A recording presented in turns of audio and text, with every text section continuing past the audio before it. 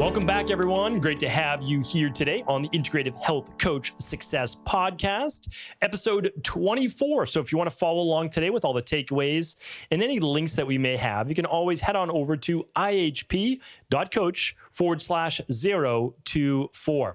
All right, really looking forward to today's episode. Today's episode has been building off of all of the previous shows, which you can find at ihp.coach/podcast. So each and every week for the past, about 7-8 weeks or so, we've been developing a plan to help you start from scratch and become successful or add on another layer to your practice right now. So whether you're a personal trainer, an acupuncturist, a health coach, one of our IHPs, a doctor, anyone looking to really become an entrepreneur or take their entrepreneurial company to that next level, this is absolutely for you. And today's show is a summation of really what it takes to become a success, right? So everybody has different meaning of success in their mind, okay? Some people equate it to number of people helped. Some people equate it to finances, how much money they've made. Some people, are they living their passion? Are they living with energy? Are they loving life?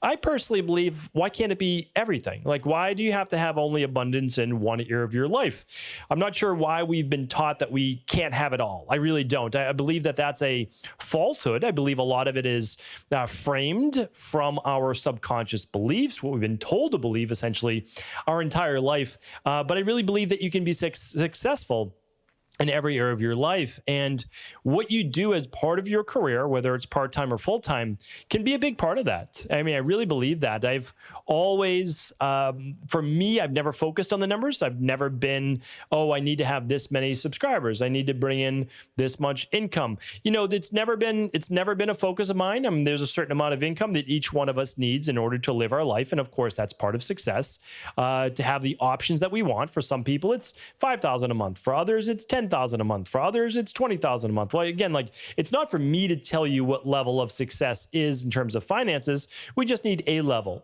But for me, I've always looked at my level of success as total impact, meaning that how many people do I know directly that I'm adding value to their life? So people say, well, I'm sure that there's been, tens of millions of people around the world who have heard this, this, and this and gotten benefit. There could be, but I don't derive a lot of satisfaction from that because I don't know any of those people, right? So I'm going to get into that a little bit. So for me, it's definitely impact, but I want to go beyond that because, how do we become successful? That's what really this show is all about. And so that's what I want to talk about on today's podcast.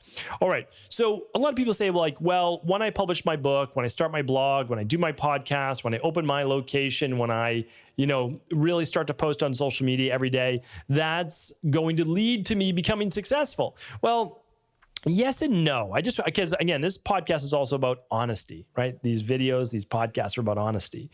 And I can tell you from having done most things within this industry, again, no ego there. Some have worked better than others. And none of those things, believe it or not, actually lead to a wildly successful, overnight, blastic success. It's just, that is not what happens. So there are certain keys that we need to know and understand of how anyone becomes successful. Now, there are some people that can be handed a job or position or money. There's no doubt about it, but that doesn't make them successful. On paper, maybe, but just on paper. And if they were handed something, they probably already had that wealth or money or whatever to begin with. So success really is, how do we achieve that, what we want, that goal, in order to become successful? And I'm going to get to that, but what I want to share with you is just a little bit of a story of essentially how I started. So I started around 18 years old as a nutritionist and as a personal trainer. About 6 months later, I got certified as a personal trainer. So I started as a nutritionist first because it's where my love for learning about how to fix my body. If you don't know my story, you can certainly check that out over Cabral Concept of being a very, very sick teenager child at 17 years old. And the best doctors in the world in Boston, Massachusetts, as I say, couldn't put me back together. So I at least turned towards nutrition. Maybe there's something I can do here. And I studied a lot. I read a lot. But I'll tell you, the first year or two as a nutritionist, I think I was adequate. I was adequate to help my clients while I was in college, helping clients at a gym and other locations. There was no online where I was, at least. This is in the late 90s. I was adequately able to help others, and here's why. One, I modeled success. I'll get to that in a second. But the other one is that the reason why you can't delay getting started is because what you know and what you've accumulated for knowledge is already much greater than what your clients know. So your knowledge far surpasses them. I've got a lot of coaches that come to me saying, I don't feel I'm ready to teach IHP-based material, the de-stress protocol, all these different things. And I say, listen, I know you don't feel like you're there yet, but you know 10 times as much as the average individual. And that's who your clients are going to be. You're not going to work with world-renowned experts yet. Maybe you will in the future, and I'll talk about that in just a moment. But you need to get started where you are right now, and here's why. So in the beginning, I was adequate. I was fine. As a personal trainer, I was adequate. Again, I was a fine personal trainer. I took my clients through essentially circuits. I would do lat pull down. I would do dumbbell bench press, maybe on a stability ball if we were getting really crazy. Like we're not talking about anything too wild. But they benefited from those programs because I was good at form and I was good at helping them with their nutrition. And again, good, not great. So they got benefit, which is great. And I'll tell you though, I didn't become great, I don't think, until at least 3 years in. Because 3 years in, I accumulated more knowledge because I continued to read more books. And I got 3 more certifications in personal training, or technically 3 total. So started out with the American Council on Exercise. Then I went to NASM. Then I went to National Academy of Sports Medicine, which I definitely recommend. And then the next one was the National Sports and Conditioning Association, where I got my CSES while continuing to do more nutrition-based work and other certifications. So by then, though, 3 years in, a couple things happened. I got more certifications. I read hundreds and hundreds more books. I was reading hundreds of books a year. And so I had more knowledge, right? But I also had something else. I had experience. So I used to work 2,000 hours a year. Again, many of you probably still do 2,000 hours with clients. So that's 40 hours a week. Again, I was in school. So part of that was knowledge base and part of that was actual experience. But I got it. And that's 6,000 hours, right? I accumulated 6,000 hours over those 3 years. So I started to become great. Like, I mean, again, like no ego base, but great compared to what I was 3 years ago. Not great compared to the greatest personal trainers and strength and conditioning professionals out there back in my very early 20s, but certainly adequate. And then what happened? Well, then I graduated and I got a job at a premier health club that was just opening. That I was only 22 years old. I was only one other 22-year-old got hired. There was personal trainers in their 30s and 40s and 50s. I had never met a personal trainer before in their 40s and 50s. I thought that was like wild. Like I was just unbelievable that this was a career. And I was actually very thankful because I loved what I did and I could make a career out of this. Well, that's fantastic. And what did I do? Well, I continued then to learn from them. So when I was at that health club, I had a good knowledge base. I had already been working for essentially 4 years, part-time in college and then full-time during the summer and winter breaks. But then I learned from the other people there. Some of them were registered dietitians and personal trainers. Some of them were athletic trainers. So, I mean, these were really high-level individuals. There were 33 of us hired at one time, believe it or not, for a very high-end health club that had moved in called the Sports Club LA. And this was a beautiful 100,000 square foot health club that charged $250 per month, which back then that was like unheard of. And this was very early. It was like 2001 or so. And so anyway, it was absolutely amazing. And I loved it. I really did. And I learned more. And then after about 2 more years in, I could then consider myself, okay, now I believe, and I had the ability to, I was actually what's called a direct line rep for the personal trainers. There was 2 of us to talk with management. And for whatever reason, I was just trusted as a source, even though I was very young, to be able to bridge those. And it's simply because I think that I studied a lot of nutrition, personal training, and was getting more into, even then, a little bit more functional medicine. So I was able to talk on many different topics, maybe not the expert in any one of those, but able to talk on a broad array of topics. And at that point, though, I realized, this is only later, that after 10 years, because I was working, all day as a personal trainer, and I had accumulated 10,000 hours. And there's something to be said for those 10,000 hours. And this is talked about in many, many books, right? It's the 10,000 hour rule. But what does it mean? Well, it means that you've worked 2,000 hours, so 40-hour weeks, learning and doing, not just learning, but also doing. You have to work with people, right? You have to be a practitioner. And I was able to get those 10,000 hours. So when you have that, though, you have a lot of experience. You have a lot of worldly experience that you can't learn in books either. At this point, you now have a basis to be able to speak with many different types of clients. You've also worked with many clients. You've accumulated a lot of knowledge. Now it's at this point, again, it always confuses me and blows my mind when I see doctors graduating right out of medical school and all of a sudden starting a nutritional supplement line or a online whatever company, when even as a doctor, they haven't worked with anyone yet. An internship doesn't count. I did internships. I did almost 2,400 hours in internships. But I wasn't the lead doctor. I worked under others. They told me essentially what to do, or they had to approve everything that I was doing with that particular wellness client or patient, depending on where I was working. So you don't yet have that experience. So just to graduate and then all of a sudden, do or write about or write a book. The best is writing a book right when you get out of college. Again, unless you're writing the book about your college experience, you don't have any experience yet. So when people ask me, should I write the book? Should I start the podcast? I ask them, what experience do you have? That's it. What experience do you have? And this is not to dissuade anyone.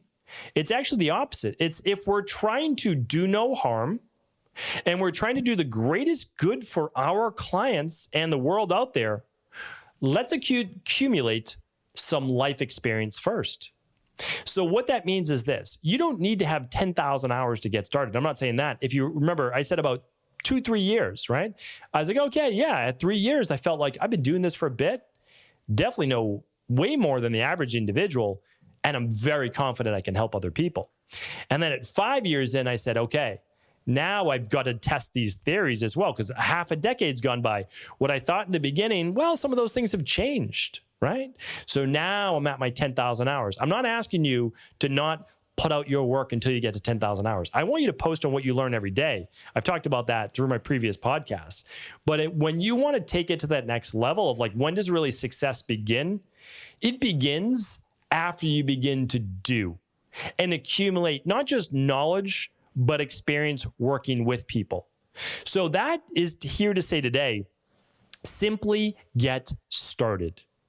A lot of people don't want to get started because they don't have the experience. You will never get the experience to then one day become successful and get to do all these other things until you begin to do.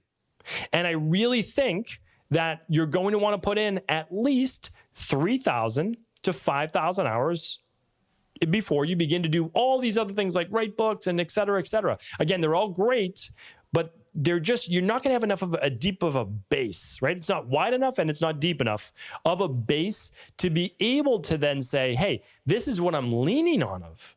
I've worked with hundreds, thousands of clients, right? You can say that to people. This is what I've seen. And you're also going to be very confident about it. Confident in the imposter syndrome, which we'll talk about on a future podcast. That was one of the biggest things that I got asked at the events that I put on. How do I get over this imposter syndrome? You get over it with experience. That's the truth. Because you've done it so many times, you've seen it be successful. You're not really worried about what people say because you're living your truth. You know that what you do works. That's the real truth. So how do you do it then? How do you get there? Well, the truth is, right, there's no shortcuts. There's no shortcuts, except I'll tell you this. There's a couple tweaks that you can make. Is that I was able to get to those 10,000 hours even faster simply by working a lot and learning a lot. Now, you can do that when you're in your 20s, right? Because you probably don't have a family, or maybe you do, I don't know, but I didn't have a family. It was just my wife and I, and my wife and I were dating at the time until I was like 27, 28. And so that's what I did, right? I worked 40 hours and I read for another like 4 hours a day, literally. So when you look at that, and I always took the weekends. Well, I didn't always take the weekends off. I worked weekends when I was younger, but that easily leads to 70, 80 hours a week. And do I think that you should work 70, 80 hours a week? I don't. I'm not saying that at all. But I was also sick. I was not well. I had about a dozen different diseases of the body: rheumatoid arthritis, type 2 diabetes, Addison's disease, POTS, fibromyalgia, insomnia, allergies. I mean, I had candida overgrowth. I had SIBO. I had H. pylori. I could go on and on. These were all massive issues I had. That's why I worked so much. Okay. I worked to build myself up in my career, but then I studied and read to help heal myself. Okay. So that part is in a way selfish. And now it's become, I wouldn't say selfless, but what I would say is I'm using the knowledge I accumulated now for good. I'm trying to share that with more people. My job was to get myself well because I was so sick and unhealthy internally that I knew in order to live the life that I wanted, I had to get my own life back. So once I got my own life back, I shared it with family. And then when I was done there, I shared it with clients. And then, of course, I built that out now over time. So one of the ways that you shortcut that is you can simply put in a few more hours if you're able to. However, we have many people listening to this show, and they can put in about 10, 20 hours a week because they can do an hour upon waking, or an hour in the morning and an hour before bed. So when you look at that, you say, okay, well, that's not bad. I mean, that's almost 15 hours a week if you can do that every day. And you're looking at what? Okay, 15, 30, 45, 60 hours a month. And so you're looking at 700, 800 hours a year. So 750 hours, let's say. So you're getting that. And over 4 years, you'll have 3,000 hours. So again, you don't need to get them all up front. You can work with a schedule with you, but the thing is, you need to start, right? So in 4 years, the time's going to pass anyways. So in 4 years, you get 3,000 hours, right? 3,000 hours, just doing an hour in the morning and an hour before bed. What if you could now work a couple hours during the day too, doing some virtual-based calls, health coaching-wise? Well, now that starts to speed up, right? So what I'm saying is this: the math is not complicated. But one more tip I want to give you before the end of the show, I want to make sure my time is, I still have a couple minutes here. I like to keep the shows around 20 minutes, is that it's focus time. So what I realized, I had a 6-month stint my last quarter when I was in college through the summer working in a cubicle, like a cubicle type job. And it was miserable. It was absolutely awful. It was soul crushing. And I knew, of course, I didn't want to do that. At night, I still worked in a gym. And I was, again, just working a lot of hours. But what I realized was that most people in a cubicle type job, they work about half of the hours that they're actually there. So they ease in for about an hour in the morning, talking with other coworkers, needlessly checking email, making a coffee, et cetera, et cetera. I could go on, but I saw it up close and personal. They take an hour lunch, maybe an hour and a half, close up shop kind of early in the day. I mean, we're talking about 40 hours. It's really like 25, if I'm 30, maybe if I'm being generous. So what I'm asking you is simply, when you are working, is to actually work. Just keep that focused.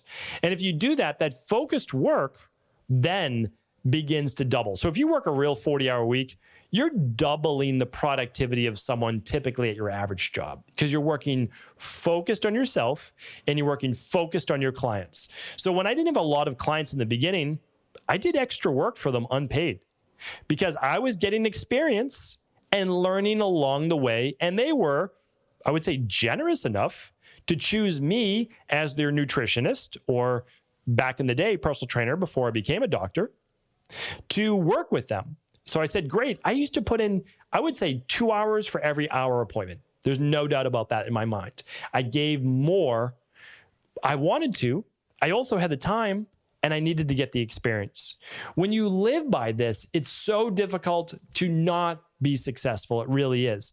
And the nice thing is this, as you're giving more in the beginning, you're going to get more referrals because people are not used to that level of service. So it's an easy way to also build up your business with other great people like your clients. You know, your great clients that you love working with are the best people to give you a referral because they're typically hanging out with people like them. So you get to work with more people like them, and it's a real joy to be able to work with them. My practice became completely essentially referral based after about 2-3 years. Like that's it. Like it was, hey, if you want to, the only way in is through a referral.